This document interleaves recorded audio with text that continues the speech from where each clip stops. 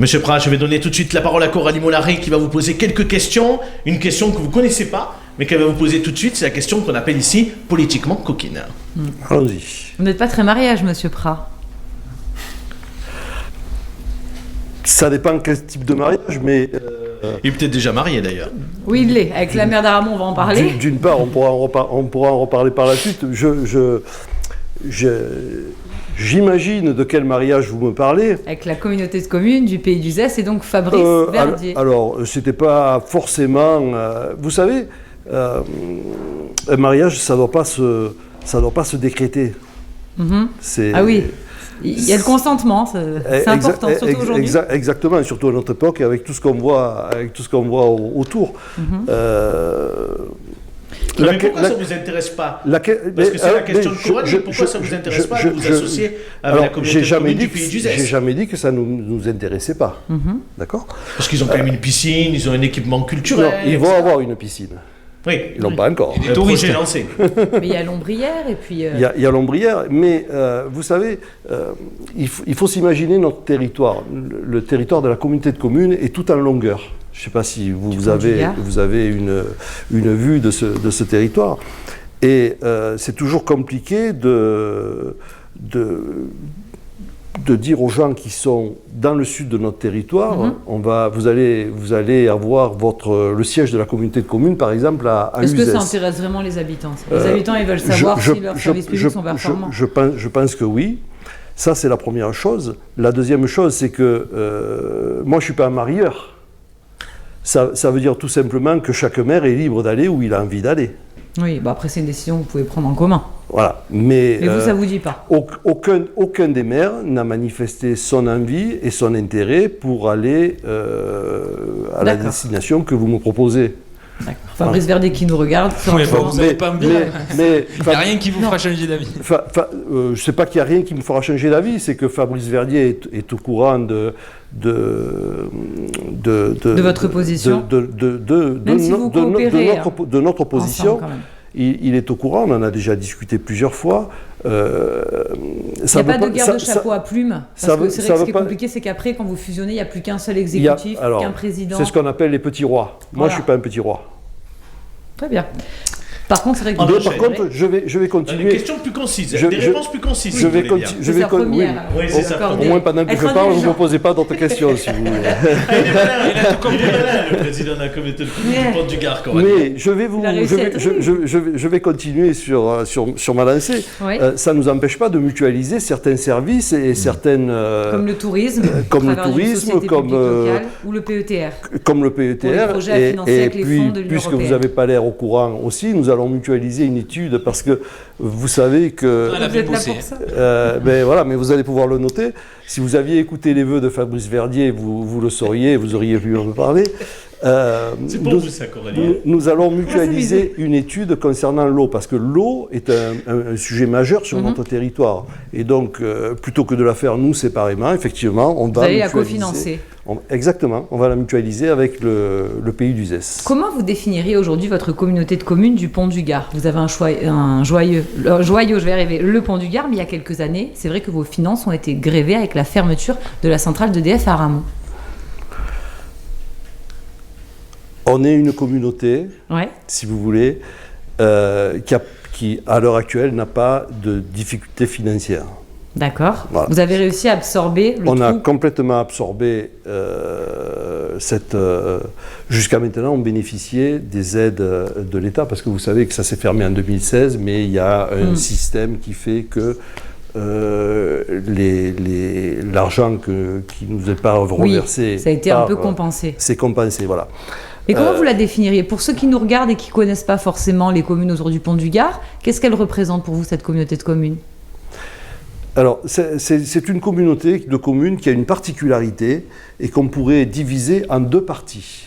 Comme je vous l'ai dit, comme je l'ai évoqué précédemment, elle est en longueur, si vous voulez, et donc on pourrait la scinder en deux parties, la partie nord et la partie sud. Cette séparation se situerait au niveau de l'autoroute à Fournes, parce que c'est vraiment une... On va en reparler de Fournaise, mais oui. C'est une séparation, on pourra en reparler si vous voulez. C'est une séparation physique, si vous voulez, pas naturelle, mais c'est une séparation malgré tout, avec une partie nord qui est beaucoup plus vouée à l'aspect touristique, avec le pont du Gard, avec Colias, les gorges du Gardon, et puis il y a la partie sud qui est beaucoup plus industrielle, avec Armand, la centrale EDF, parce que même si elle existe, si elle ne tourne plus, elle y est toujours, avec Sanofi. Sanofi, c'est 1000 employés. Bien sûr. Coralie, une dernière question et on donne la parole aux sociétaires. Du coup, sur le développement économique, puisque vous venez d'en parler, vous cherchez à attirer des entreprises sur la zone industrielle de Domazan, et vous avez même un projet d'extension à 10 millions d'euros. Est-ce que vous pouvez nous en parler? Oui, bien sûr. La zone... Pourquoi vous riez? Non.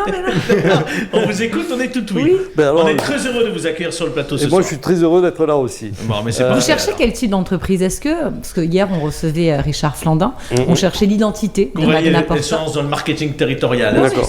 Est-ce qu'il y a une identité monter sa boîte sur cette zone c'est une zone industrielle, tout d'abord. Il y a quel type d'industrie?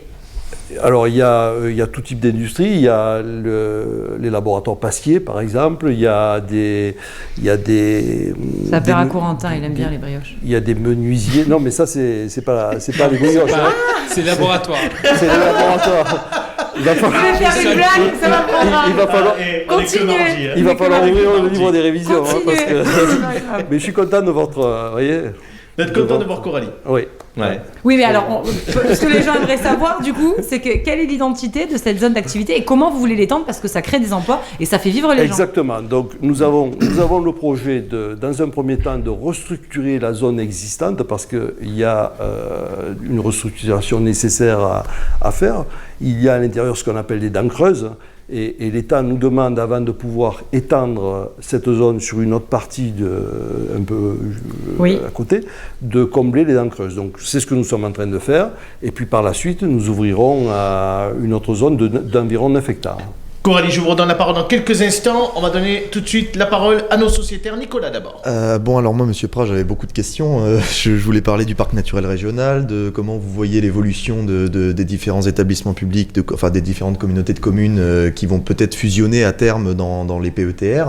C'est un petit peu la voie législative qui est à suivre. Mais finalement, j'ai envie de poser une autre question qui m'est plus personnelle parce que ma famille y a travaillé. La centrale d'Aramon, quel projet de réhabilitation? Parce qu'on sait que la cheminée va être détruite, mais est-ce que les bureaux autour vont être maintenus? Est-ce qu'il y a d'autres projets de réhabilitation de ces infrastructures-là? Alors, le foncier appartient à EDF. Et EDF ne se sépare jamais de son foncier, quel que soit ce qu'il y a dessus. S'il n'y a plus rien, ils garderont le foncier. À l'heure actuelle, il y a le démantèlement de la centrale, donc de la centrale actuelle, avec la chute de la cheminée, mais je suppose que je n'ai pas besoin de donner la date parce que les journalistes... Elle est connue déjà. Voilà, elle est connue. EDF a prévu de démanteler jusqu'en 2030. D'accord. Donc jusqu'en 2030, il ne s'y passera rien. J'avais espoir qu'avec la crise actuelle énergétique, ils auraient souhaité peut-être hâter cette déconstruction. A priori, il n'en est rien. Vous savez, comme une partie a déjà été réaménagée avec des panneaux solaires, il me semble. Il y a effectivement, EDF a implanté un champ de panneaux photovoltaïques. Et vous ne pensez pas que ça puisse être une bonne solution à terme de continuer à développer dans ce sens-là?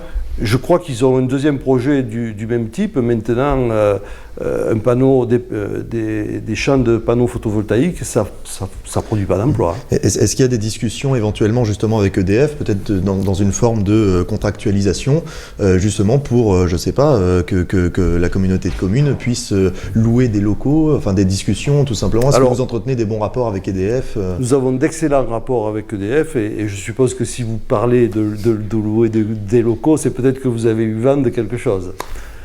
Mais effectivement... On vous écoute. C'est toujours très compliqué de... Toujours des infos, Monsieur Pellegrini. Voilà. Surtout qu'il n'habite pas loin, donc il est bien placé pour avoir les infos.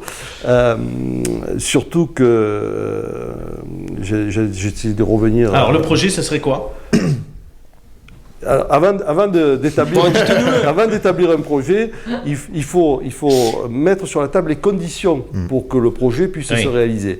Et c'est toujours compliqué pour un EPCI, enfin une collectivité territoriale, et un partenaire privé ou public, parce que EDF est devenu public maintenant, de s'entendre. Et ça fait déjà plus d'1 an qu'on travaille sur ce projet. Allez, Nelson, votre question à notre invité. Donc, je sais que la Comcom Pont du Gard, c'est une toute petite Comcom, au final. Je crois que vous êtes aux alentours de 15 000, 20 000 habitants. Et vous nous dites que vous prenez la direction petit à petit de la métropole avignonnaise. Ah, j'ai pas dit ça. Qui est un petit peu le choix par défaut. Non, j'ai pas dit ça. D'abord, on est 27 000 habitants. Autant pour moi. Voilà. 16 communes. D'accord. Vous n'avez pas bossé, hein? J'ai fait de mon mieux. Je plaisante. Faudra réviser en fonction des études.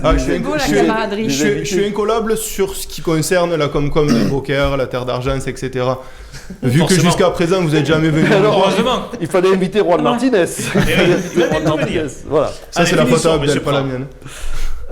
Donc, il a sur les inquiétudes apparemment de Nelson sur vos envies de rejoindre le Vaucluse. Pas plus que l'usage ou pas plus qu'autre chose.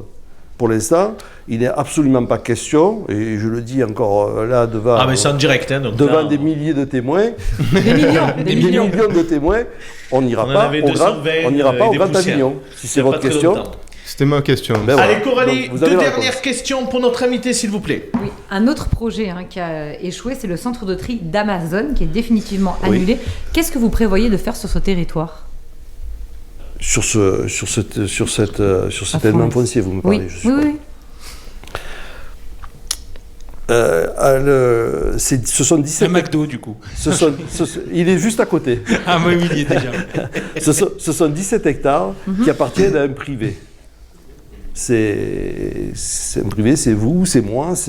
Donc le privé fera ce qu'il a envie d'y faire dessus. Vous le regrettez qu'Amazon n'ait pas pu s'installer parce que ça aurait été une capacité d'emploi sur ce territoire. Alors, ça va dépendre sur quel sens vous le... Si on exclut le fait que ça soit Amazon, parce que l'opposition, je pense, c'est faite parce que c'était Amazon et on avait l'image d'Amazon qui maltraitait les employés, qui détruisait des emplois locaux, qui détruisait les emplois locaux, ce qui est peut-être pas forcément vrai si on avait accueilli Amazon sur ce territoire, parce que quelqu'un de Romoulin qui commandait à Amazon, il aurait quand même continué à commander à Amazon. Il serait pas... Mais par exemple, tous les petits artisans, les libraires, déjà qu'on est sur un territoire ça favorise la concurrence que je connais un petit peu. Le village des marques, ils y sont déjà. Ils y sont déjà, mais Amazon y est déjà. Mais vous regrettez ou pas, du coup? Mais que la plateforme soit sur place ou que la plateforme soit ailleurs, au final, les gens qui commandent sur Amazon continueront à commander sur Amazon. La concurrence, j'admets que la concurrence déloyale vis-à-vis des petits commerçants et des petits artisans n'est pas la même lorsque vous avez 100 entrepôts que quand vous en avez 200. Plus vous déployez ce genre d'entreprises-là qui font une concurrence déloyale de fait parce qu'elles ont un poids économique majeur, plus les petits commerçants, je pense notamment aux libraires, j'en ai rencontré justement lors de l'opposition à Amazon, il y avait des libraires qui me disaient, moi je suis même pas sûr. Je prends l'exemple des libraires parce que pour moi c'est parlant, parce qu'aujourd'hui plus personne va en librairie. Et quand vous avez des petits centres-villes qui fonctionnent, oui, peut-être Abdel, mais moi aussi, mais bon, à nous deux, on a du mal peut-être à faire vivre des libraires, mais tout ça pour dire que des petites communes qui ont des centres-villes, qui ont de plus en plus de mal à se revitaliser, ça aurait peut-être été un petit peu mortifère. Vous pensez que le fait qu'il y ait Amazon sur ce territoire-là aurait empêché d'aller chez le libraire de Romoulin, par exemple ? Bien sûr, parce que faciliter les transferts, au final, moi je sais que par exemple... Tu as compris, il était pour. Non, j'ai pas dit ça. Pas dit que vous étiez content. Ce qu'il vous faut savoir, c'est que le centre d'Amazon qui était prévu, c'était un centre... de redistribution. Non, pas du tout. C'était pas ce qu'ils appellent le dernier kilomètre. C'est-à-dire que le livreur, il prend le livre là et il l'amène chez vous. C'était des camions qui arrivaient d'Espagne, d'Italie, qui déchargeaient là, et d'autres camions qui venaient les chercher pour les amener en Allemagne. Ou voilà. Allez, une dernière question, Coralie. Que la plateforme soit ici ou ailleurs. On a bien compris. On fera le débat sur Amazon, mais de toute façon, ils ne s'installeront plus chez nous. Non, allez, Coralie. La justice a tranché. Peut-être Coralie. Oui, mais j'ai juste une précision quand même. Mais je vous en prie. C'est quand même... Vous évacuez un peu vite le sujet, sauf qu'aujourd'hui, vous êtes quand même président de la communauté de communes. Vous dites, ça appartient à un privé qui se débrouille. Mais quand on élit quand même des responsables politiques, c'est pour qu'ils aient une vision. C'est un peu trop facile de dire, tant pis. Ça ne veut pas dire qu'on n'y travaille pas dessus. Donc vous préférez garder le secret dans ce cas-là? Parce que vu votre réponse, on avait l'impression que c'est pas un secret, mais vous savez que tant qu'il les projets ne sont pas lancés ou publiés, on est soumis souvent à un peu de confidentialité. D'accord. Donc, mais il y a bien un projet en discussion. j'ai pas dit ça. Vous y travaillez quand J'ai même. pas dit ça. Mais faites venir, monsieur. moi, ce que je peux Oui. vous dire, c'est que Comme ça, on n'aura aucune réponse à nos questions. ce que je peux vous dire, c'est qu'il est dommage de ne pas utiliser ces 17 hectares pour créer de Exactement. l'emploi. Voilà. Et pour terminer donc, Allez, dans le terminé. prolongement, Et donc, comme j'ai la compétence du développement économique, économique, effectivement, je souhaite qu'il se passe quelque chose dessus. Vous y J'espère veillez. qu'il va s'y passer dessus, et je pense qu'il va s'y passer quelque chose dessus. D'accord. Parfait. Pour Allez, continuer, une donc. toute dernière question, Coralie. On sur est la déjà en retard. vision, tout à l'heure Abdel l'a dit, au niveau commence des bien. déchets, c'est vrai que c'est une préoccupation de Oui. beaucoup de communautés de communes. Pas Aujourd'hui- de quelques, de toutes. Toutes, vous me l'avez dit tout à l'heure, donc vous avez 2 syndicats qui gèrent les communes de votre communauté de communes, Exactement. plus une régie. Quelle vision vous avez? Parce qu'on sait qu'aujourd'hui, les déchets coûtent de plus en plus cher. Alors, s'il y a deux syndicats et nous en régie, c'est parce que c'est l'état des lieux que j'ai trouvé en arrivant. D'accord? Il faut, en 2020... Vous êtes présent depuis 2020. oui. Exactement. C'est l'état des lieux qui a été fait à ce moment-là. Il y a ce qu'on appelle des DSP qui sont faites, donc on ne peut pas rompre les engagements qui sont pris par nos prédécesseurs. Mais à terme, votre souhait? Notre souhait, alors déjà, on va réduire la voilure en nombre de participants, puisque de 3, on va passer à 2. On devrait passer à 2. Alors, on n'a 2 pas- syndicats. 2 syndicats, voilà, on n'a pas encore vraiment défini les choses. Est-ce que mais ça représentera un coût pour les usagers supplémentaire? Non, pas de coût supplémentaire, parce que l'atome, de toute façon, ils la paieront quand même. Donc, Merci beaucoup, Ben, je vous en monsieur prie. Prat, président de la communauté de communes du Pont du Gard, d'avoir répondu à nos questions. Vous restez.